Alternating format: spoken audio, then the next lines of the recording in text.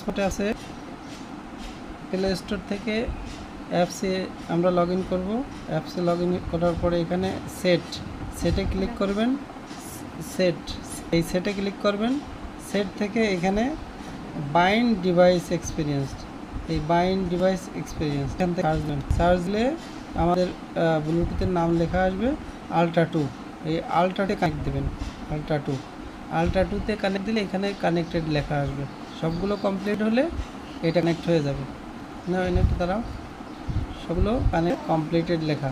এই যে এখন একটু, এখন আমরা যেটা করব যে ডায়াল সেটিং, এখানে দেখেন অনেকগুলো সেটিং আছে, এর মধ্যে আছে ডায়াল সেটিং থেকে ডায়াল ম্যানেজমেন্টকে আমরা যাবো একদম নিচের দিকে কাস্টম ডায়াল, এই কাস্টম ডায়ালে চলে যাব।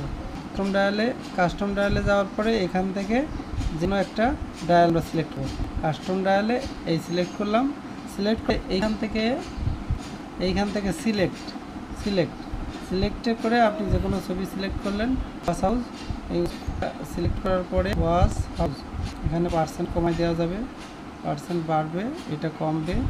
430 মিনিমাম নিতে হবে। নেওয়ার পরে এটা টিক দিলাম। টিক দিয়ে আমি বললাম এটা ইনস্টল নেওয়া শুরু করবে। ইনস্টল এখানে দেখেন ইনস্টল লোডিং